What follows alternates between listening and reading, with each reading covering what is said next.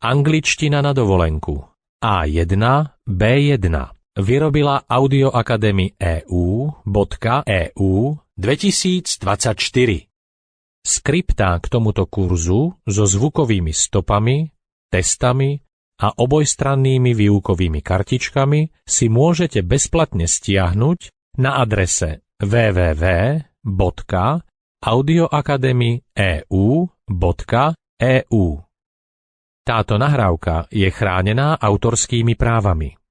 Želáme vám príjemné počúvanie a učenie. Ahoj! Volám sa Peter a na úvod by som vám rád povedal pár slov o tom, ako pracovať s týmto audiokurzom.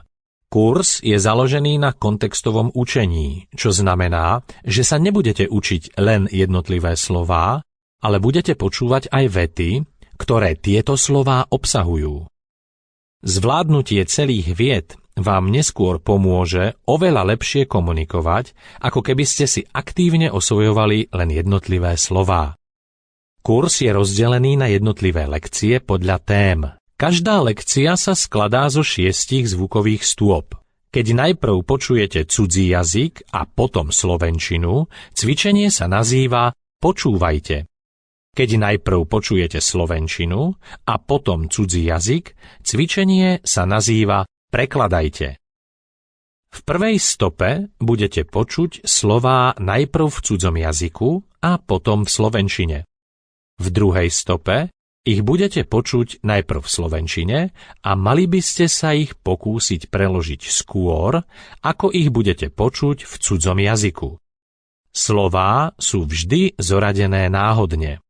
V tretej a štvrtej stope budete počuť slová, po ktorých nasledujú kontextové vety, ktoré tieto slová obsahujú. Slovo a veta s príslušným slovom nasledujú vždy za sebou.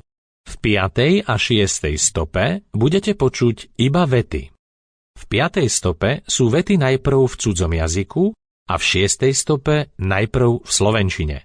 Vety, rovnako ako slová v stopách 1 a 2, sú v náhodnom poradí. Nemusíte nevyhnutne počúvať všetky stopy v rámci jednej lekcie. Počúvanie môžete prispôsobiť svojej aktuálnej jazykovej úrovni a tomu, či sa efektívnejšie učíte, keď najprv počujete cudzí jazyk alebo slovenčinu. V každom prípade lekciu zvládnete, ak dokážete preložiť vetu v 6. stope zo slovenčiny do cudzieho jazyka skôr, ako si vypočujete preklad tejto vety v slovenčine. Sample complete. Ready to continue?